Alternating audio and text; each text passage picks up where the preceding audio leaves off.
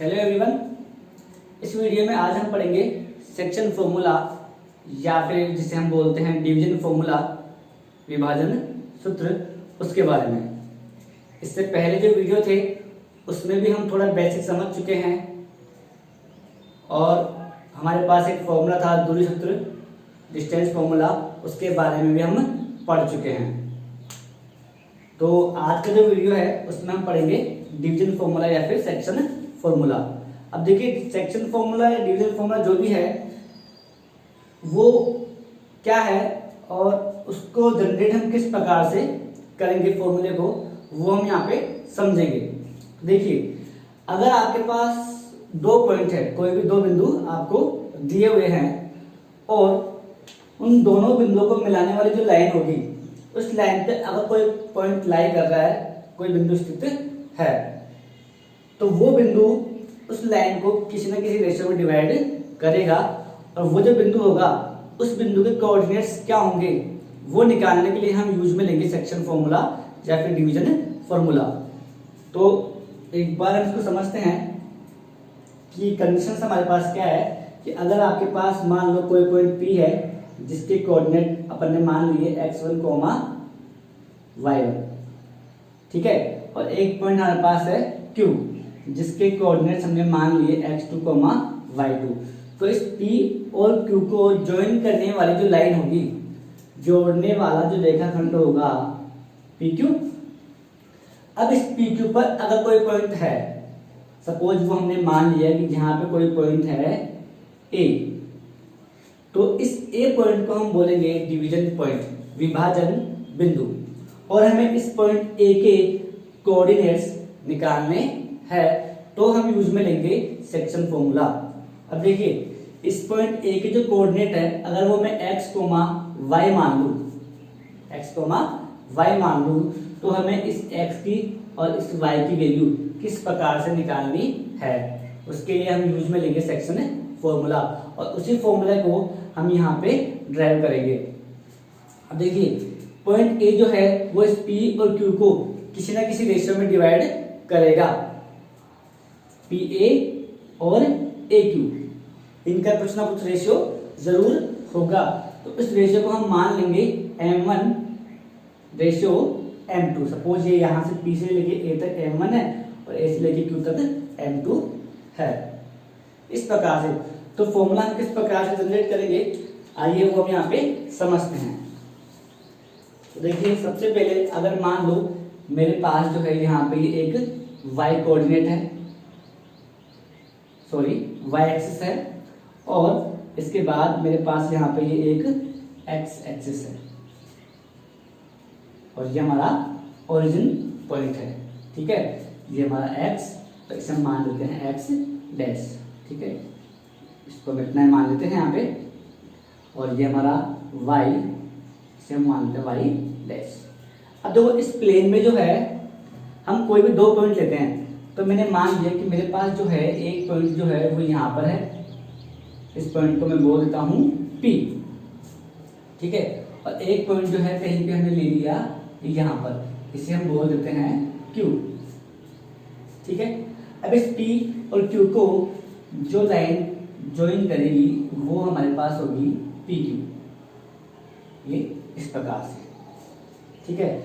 अब देखिए, इस P और Q पर, सॉरी, इस PQ लाइन पर कहीं भी अगर हम एक पॉइंट मान ले, सपोज अगर हमने एक पॉइंट मान लिया कि ये हमारे पास यहाँ पे एक पॉइंट है A, तो ये A जो है उसे हम बोलेंगे डिवीजन पॉइंट, विभाजन बिंदु, और इस A के ही हमें यहाँ पे कोऑर्डिनेट्स निकालने हैं।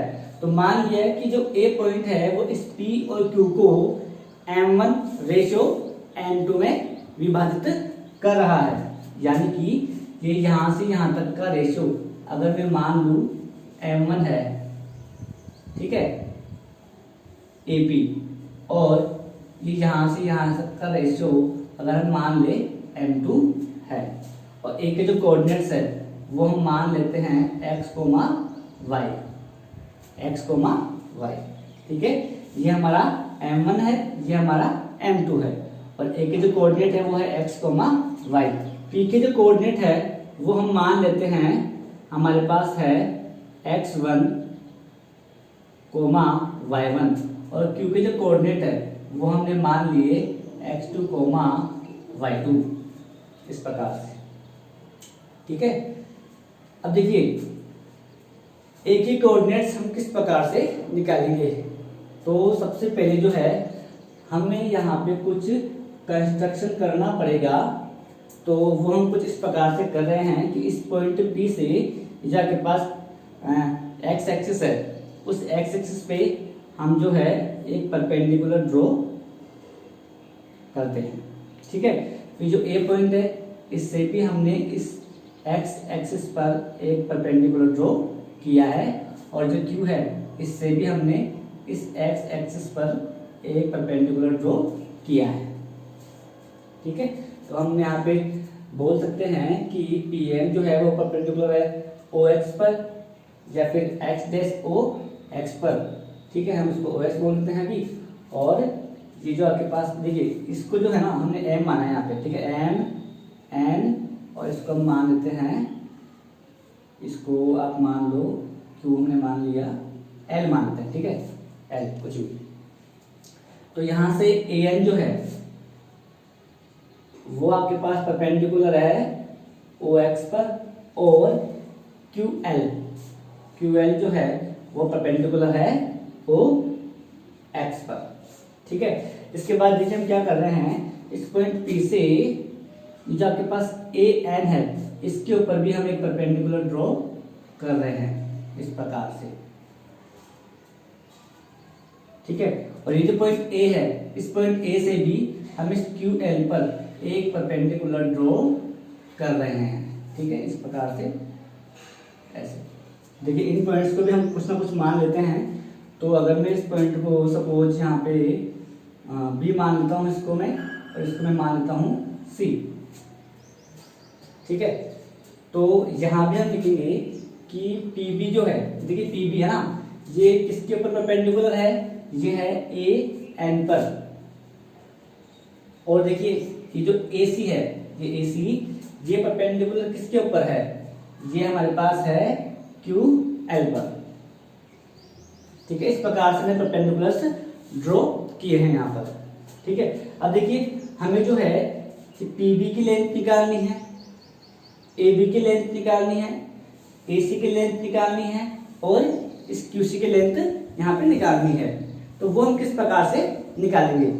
देखिए हम यहाँ पे पहले कुछ चीजें पहले हम यहाँ पे बता देते हैं, जैसे कि हमारे यहाँ से ON जो है, ON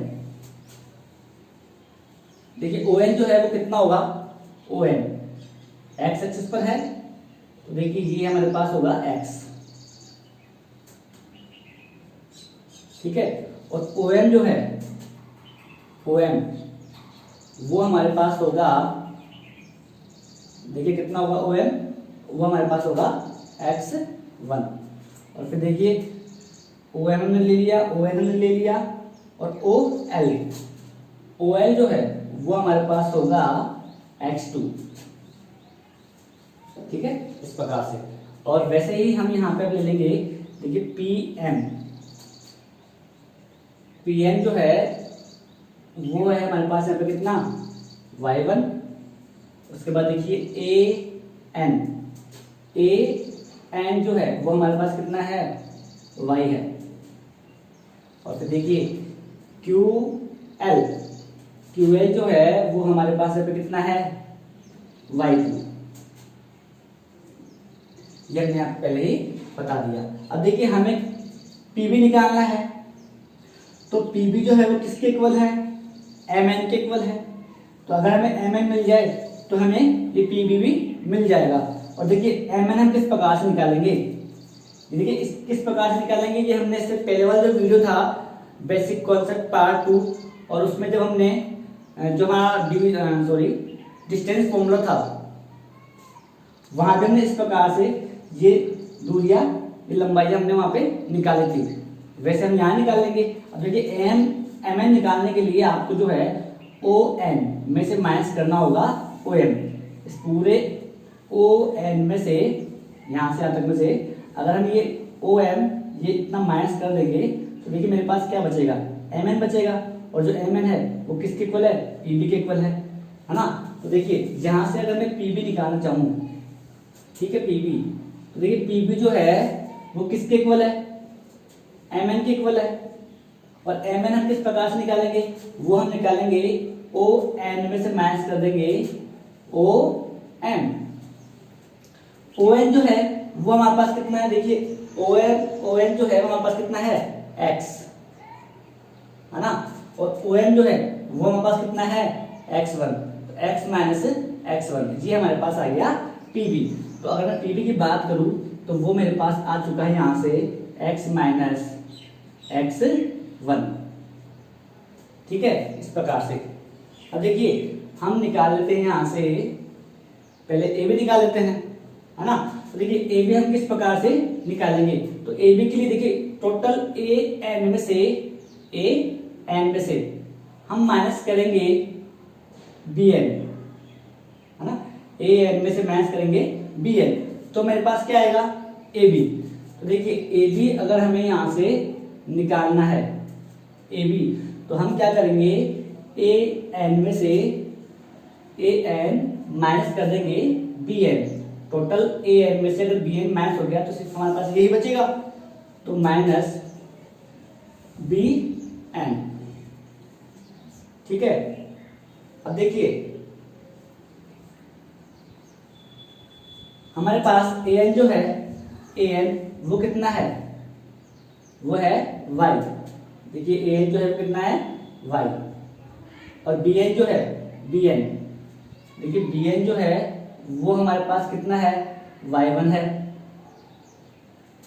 y1। यहाँ पे हमने बी एन वगैरह शो नहीं किया है, वो भी हम यहाँ पे शो कर सकते हैं, ठीक है। देखिए बी एन जो है ना, बी एन वो हमारे पास कितना आएगा y1, ये बी एन इक्वल है पी एम के, तो पी एम y1 है, तो बी एन भी कितना होगा y1, ठीक है।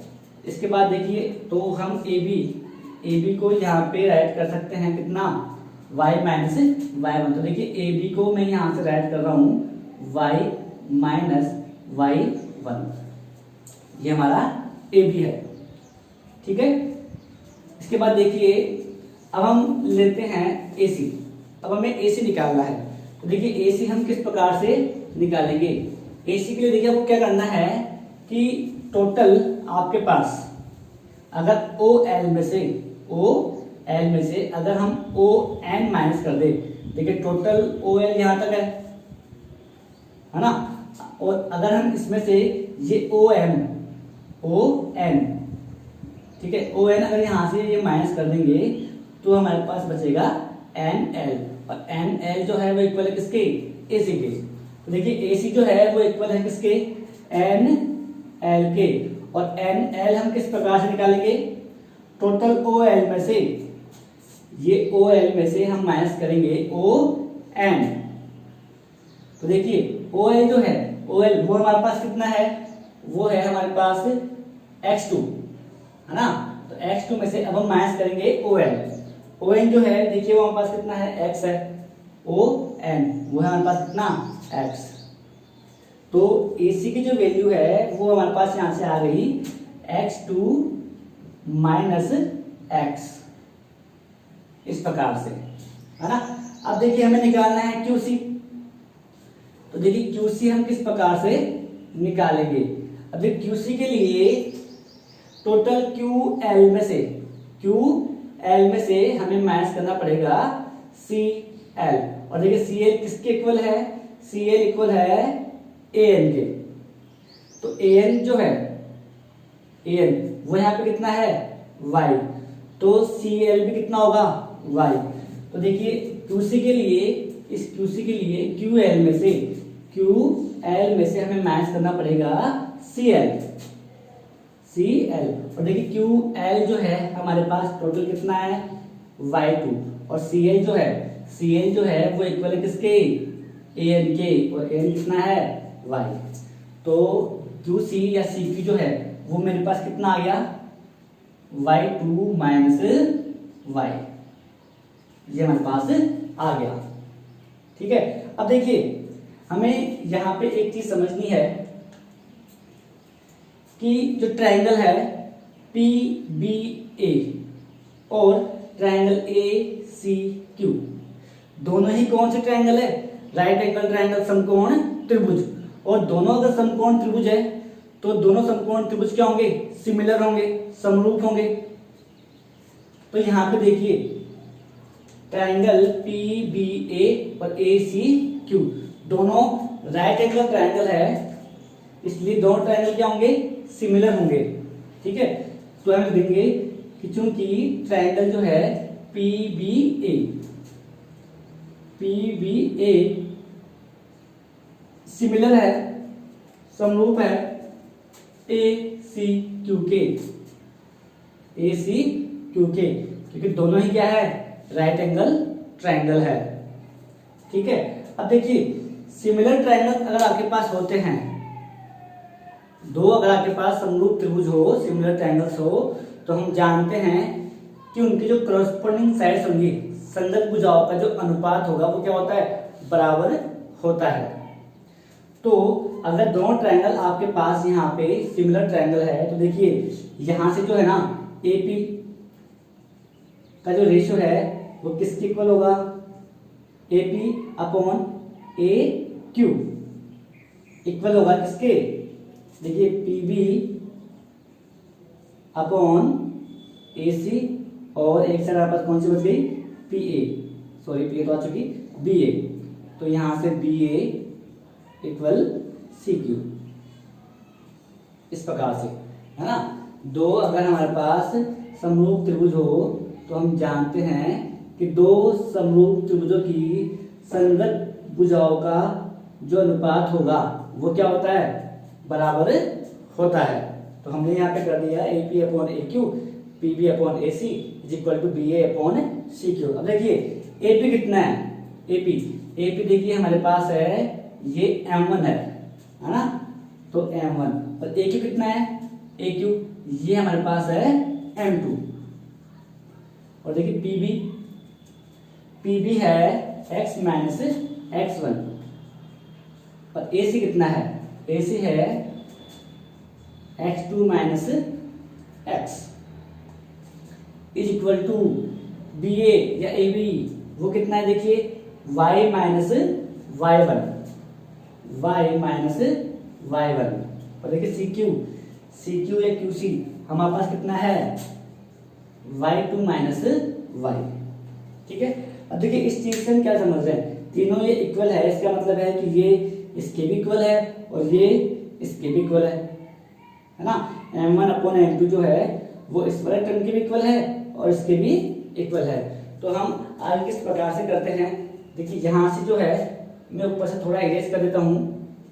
ठीक है, हम यहां से इसको इरेज कर देते हैं,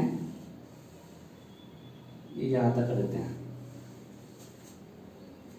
देखिए हम यहाँ पे ले रहे हैं m1 अपॉन m2 जो है वो इक्वल है यहाँ से x माइनस x1 और x2 माइनस x के। देखिए क्रॉस मल्टीप्लाई करेंगे तो क्रॉस मल्टीप्लाई में क्या होगा? m1 जो है वो मल्टीप्लाई किससे होगा? इस पूरे टर्म से होगा, मतलब कि x2 से भी होगा और x से भी होगा। तो हम डायरेक्ट करते हैं, तो m1 जो है मल्टीप्लाई होगा x2 से, तो m1 x2, और फिर माइनस m1 मल्टीप्लाई होगा x से, तो m1 x, इस प्रकार से ना। तो देखिए m2 जो है इस पूरी टर्म से मल्टीप्लाई होगा, तो यहाँ पे m2 को x से करेंगे तो ये हो जाएगा m2 x, और m2 किससे मल्टीप्लाई होगा? x1 से भी होगा, तो m2 x1।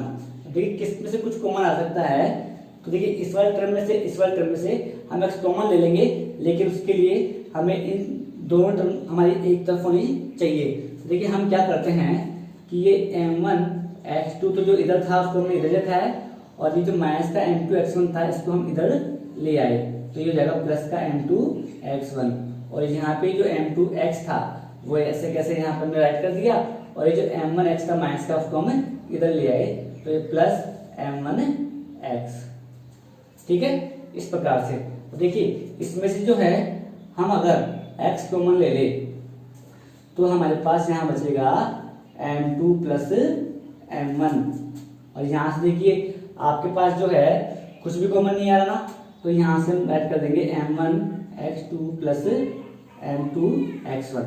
देखिए मल्टीप्लाई में पूरा ब्रैकेट है ना, तो ये कहाँ जाएगा, डिवाइड में जाएगा। तो ये m1x2 प्लस m2x1 अपॉन ये m2 प्लस m1 नीचे। देखिए इस m2 प्लस m1 को हम राइट कर सकते हैं m1 प्लस m2 और ये x। देखिए x क्या है यहाँ पे, x हमारा जो डिवीजन पॉइंट था a, उसका x कोऑर्डिनेट था। ये जो x था वो हम किस प्रकार से निकालेंगे, इस प्रकार से। ठीक है, अब देखिए इस m1 अपॉन m2 को हमने इसके साथ लेके यहाँ पे ये x की जो वैल्यू थी, x का जो मान हमें निकालना है, उसके लिए हमने यहाँ पे फॉर्मूला जनरेट किया है। तो वैसे ही अब इस y के लिए हम किस प्रकार से करेंगे, अब इस m1 अपॉन m2 को हम लेंगे इसके साथ। ठीक है, तो देखिए यहाँ पे जो है हम इसको दोबारा करते हैं, तो m1 अपॉन m2 इसको अब हम साथ ले रहे हैं किसके, y माइनस y1 और y2 माइनस y1 के, है ना, इस प्रकार से। अब देखिए जैसे हमने ये इसको सोल्व किया क्रॉस मल्टीप्लाई करके, एक तरफ लाके कॉमन लेके, उसी प्रकार से हम इसको करेंगे। और जैसे ही हम इसको सोल्व करेंगे तो हमारे पास y की जो वैल्यू है वो क्या आएगी, m1y2 plus m2y1 upon m1 plus m2 ये वाला। ठीक है, तो हमारे पास अगर पॉइंट ए लाइन पी के ऊपर लाई कर रहा है, पी के ऊपर स्थित है, तो ए जो पॉइंट है वो हमारे पास होगा डिवीजन पॉइंट। और उस विभाजन बिंदु ए के कोऑर्डिनेट्स निर्देशांक हम किस प्रकार से निकालेंगे, इन फॉर्मूले से। एक्स कोऑर्डिनेट जो होगा वो हम इससे निकालेंगे, और जो वाई कोऑर्डिनेट होगा, वाई निर्देशांक होगा, वो हमें इससे निकालेंगे। ठीक है, देखिए ये जो फॉर्मूला है वो आपके पास है, इसको हम बोलते हैं अंतर विभाजन सूत्र। ठीक है, इंटरनल डिवीजन फॉर्मूला। ठीक है, एक कंडीशन ऐसी भी होगी कि जो पॉइंट ए है, मतलब जो विभाजन बिंदु है, वो लाइन से या तो दाईं तरफ होगा या फिर बाएं तरफ होगा। मतलब कि पॉइंट ए जो है वो इस पी क्यू लाइन पर लाई नहीं करेगा। ठीक है, मतलब बाहर होगा। तो वहां पे हम फॉर्मूला यूज में लेंगे एक्सटर्नल डिवीजन फॉर्मूला, बाह्य विभाजन सूत्र। उसको भी हम इस प्रकार से थोड़ा सा चेंजेस करके इसमें ड्राइव कर सकते हैं। वो जो पॉइंट होगा, अगर जो हमारे पास डिवीजन पॉइंट होगा, उसको हम इस पी के ऊपर नहीं मान के या तो हम दाएं तरफ मानेंगे या हम बाएं तरफ मानेंगे, और उसको हम सोल्व कर लेंगे। तो हमारे पास वहां से भी एक्सटर्नल डिवीजन फॉर्मूला जनरेट होगा। इसमें और उस फॉर्मूले में केवल और केवल साइन का फर्क होगा, चिन्ह का फर्क होगा। यानी कि यहाँ अगर प्लस है तो वहां आपके पास क्या होगा, माइनस होगा। मतलब अगर हमें एक्स कोऑर्डिनेट निकालना पड़ेगा तो हम निकालेंगे m1x2 माइनस कर देंगे प्लस की जगह m2x1 और m1 माइनस m2। इस प्रकार से हम वहाँ पे कर देंगे चेंजेस, वहाँ पर थोड़ा सा कर देंगे हम। और हम बाह्य विभाजन जो बिंदु होगा उसके भी हम कोऑर्डिनेट्स निकाल सकते हैं। तो ये हमारे पास है सेक्शन फॉर्मूला या फिर डिवीजन फॉर्मूला। अब देखिए हमारे पास एक फॉर्मूला और है, मिड पॉइंट वाला, मध्य बिंदु वाला, मध्य बिंदु सूत्र, है ना, मिड पॉइंट फॉर्मूला। अब देखिए मिड पॉइंट का मतलब है कि जो ए पॉइंट होगा वो इस पी के बिल्कुल मिड में होगा, बिल्कुल बीचों बीच होगा। और हम जानते हैं कि अगर आपके पास पी एक पॉइंट है और क्यू एक पॉइंट है, ठीक है, तो इस पी क्यू के बिल्कुल मिडिल में अगर पॉइंट ए है, अगर मान लें कि जो पॉइंट ए है वो इस पी क्यू के क्या है, बिल्कुल मिडिल में है, बिल्कुल मध्य में है, बिल्कुल बीचों बीच में है। तो अब इस पॉइंट ए के जब हम कोऑर्डिनेट निकालेंगे x, y, तो हम किस प्रकार से निकालेंगे। तो देखिए मिड पॉइंट जो फॉर्मूला है वो हमारा इसी से आया है, सेक्शन फॉर्मूला से ही आया है। तो देखिए किस प्रकार से, हमें पता है कि ए जो है वो हमारा मिड पॉइंट है, और अगर ए मिड पॉइंट है तो ए पी और क्यू को या पी क्यू को किस अनुपात में डिवाइड करेगा, 1:1 में। हम जानते हैं कि अगर जैसे मान लिए एग्जाम्पल के थ्रू को हम समझने की कोशिश करें, तो अगर पी क्यू की टोटल लेंथ हम 10 मान ले, 10 सेंटीमीटर मान ले, और ए जो है हम इसका मिड पॉइंट मान ले। ठीक है, ये हम इसका क्या मान ले, मिड पॉइंट। तो एपी जो है वो कितना होगा 5 सेंटीमीटर, और जो आपका ए क्यू है वो कितना होगा 5 सेंटीमीटर, यानी कि ए P upon A Q, A P upon A Q वो कितना होगा 5 सेंटीमीटर अपॉन 5 सेंटीमीटर मीन्स 1/1, यानी कि रेशियो कितना आएगा 1:1। यानी कि हम ये कह सकते हैं कि ये यहाँ से यहाँ तक हमने जो m1 माना था, ठीक है, तो अगर a मिड पॉइंट में है तो m1 का मान कितना आया 1, और m2 का भी कितना आया 1। भाई अगर a मिड पॉइंट है तो वो p q को 1:1 में डिवाइड करेगा, तो मीन्स m1 की वैल्यू वहां पे कितनी होगी 1, और m2 की वैल्यू कितनी होगी 1। तो यहाँ पे देखिए अगर हमें x का कोऑर्डिनेट निकालना है तो m1 की जगह कितना आएगा 1 आएगा, m2 की जगह कितना आएगा 1 आएगा, और हमें पता है कि किसी भी नंबर को अगर हम 1 से मल्टीप्लाई करेंगे तो वापस वही नंबर आएगा। यानी कि यहाँ से अगर मैं मिड पॉइंट फॉर्मूले के लिए x का कोऑर्डिनेट निकालना चाहूँ तो हम किस प्रकार से निकालेंगे, देखिए m1 तो 1 है, तो 1 को हम x2 से मल्टीप्लाई करेंगे तो वो x2 आ जाएगा, फिर प्लस का प्लस है, और देखिए m2 भी 1 है ना, अगर मिड पॉइंट का बात हम कर रहे हैं तो 1 को जब हम x1 से मल्टीप्लाई करेंगे तो वहाँ कितना आएगा x1 आएगा, और देखिए m1 भी 1 है और m2 भी 1 है, तो 1 + 1 कितना हो जाएगा 2।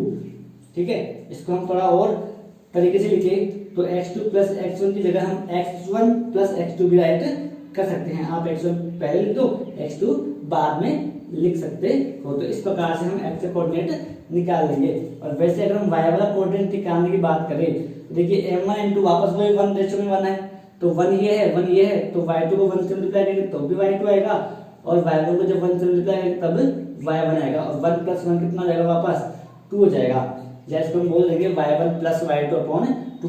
तो आपको जो है अलग से मिड पॉइंट फॉर्मूला भी दे रखा होगा उसके अंदर मध्य बिंदु सूत्र, लेकिन वो जो मध्य बिंदु सूत्र है वो हमारा ये जो सेक्शन फॉर्मूला है, डिवीजन फॉर्मूला है, इसी से निकल कर आया है।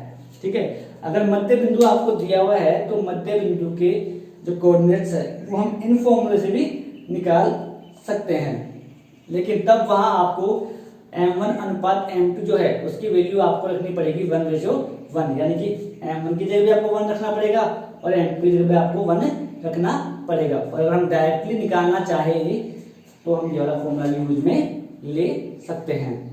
इस प्रकार से आपके पास इस पूरे चैप्टर में 3 फॉर्मूले ही मोस्टली आपके काम में आएंगे। पहला था डिस्टेंस फॉर्मूला, दूरी सूत्र, जो हम इससे पहले वाले वीडियो में समझ चुके हैं। उसके बाद आपके पास सेक्शन फॉर्मूला है, डिवीजन फॉर्मूला है, उसमें भी आपके पास 2 फॉर्मूले हैं, इंटरनल डिवीजन वाला और एक एक्सटर्नल डिवीजन वाला, अंतर विभाजन सूत्र और बाह्य विभाजन सूत्र। तो अंतर विभाजन सूत्र और बाह्य विभाजन सूत्र में सिर्फ आपके पास साइन का फर्क होगा, चिन्हों का अंतर होगा। जहां इसमें अंतर विभाजन सूत्र में जहां प्लस आता है तो वैसे ही बाह्य विभाजन सूत्र में क्या आ जाएगा माइनस आ जाएगा, यहाँ भी माइनस यहाँ भी माइनस, इसमें यहाँ भी माइनस और यहाँ भी माइनस। और फिर इन्हीं से जो है जो आपके पास सेक्शन फॉर्मूला है इसी से ही आपके पास कौन सा फॉर्मूला बना है, मध्य बिंदु सूत्र, मिड पॉइंट थ्योरम। इस प्रकार से तो हमने जो आपके चैप्टर 9 है कोऑर्डिनेट ज्योमेट्री, निर्देशांक ज्यामिति, उसका टोटल बेसिक जो था वो हम यहाँ पे समझ चुके हैं। देखिए हो सकता है बेसिक में भी अभी कुछ चीज रह गई हो, शायद मुझे भी याद नहीं रही हो, तो जैसे जैसे हम क्वेश्चंस करेंगे है ना, तो वैसे वैसे कोई भी चीज अगर क्वेश्चन में काम में आएगी तो हम वहां क्वेश्चन के साथ वो चीज और अच्छे से समझ लेंगे। ठीक है, तो हमने टोटल बेसिक कॉन्सेप्ट के यहाँ पे 3 वीडियो बनाए हैं। ठीक है, और 3 वीडियोज में हमने ये बेसिक कॉन्सेप्ट समझा है चैप्टर 9 का, है ना, कोऑर्डिनेट ज्योमेट्री का। अब आगे जो है नेक्स्ट वीडियो में हम एक्सरसाइज 9.1 के जो क्वेश्चंस है वो सोल्व करेंगे। और अगर कोई चीज रह गई हो तो हम जैसे ही भी कोई भी चीज क्वेश्चन में काम में आएगी तब हम वहां उसको अच्छे से समझ लेंगे। ठीक है, तो क्वेश्चन सोल्व करने से पहले जैसे ही हम एक्सरसाइज 9.1 सोल्व करेंगे उससे पहले आपको अभी तक हमने जितना बेसिक समझा था वो सारा आपको अच्छे से आना चाहिए। आपके माइंड में ये सभी चीजें अच्छे से सेट होनी चाहिए। देखिए, आपको केवल फॉर्मूले लर्न रखने हैं, याद रखने हैं आपको ना। ये इस प्रकार से जनरेट हुई है। अगर आप समझना चाहो तो इस प्रकार से समझ सकते हो। बाकी हमें केवल फॉर्मूले याद रखने हैं। ठीक है, और इन फॉर्मूले के बेसिस पे ही हम लगभग सारे क्वेश्चन सॉल्व कर लेंगे। तो हम नेक्स्ट वीडियो में जो है एक्सरसाइज 9.1 सॉल्व करेंगे। Thank you.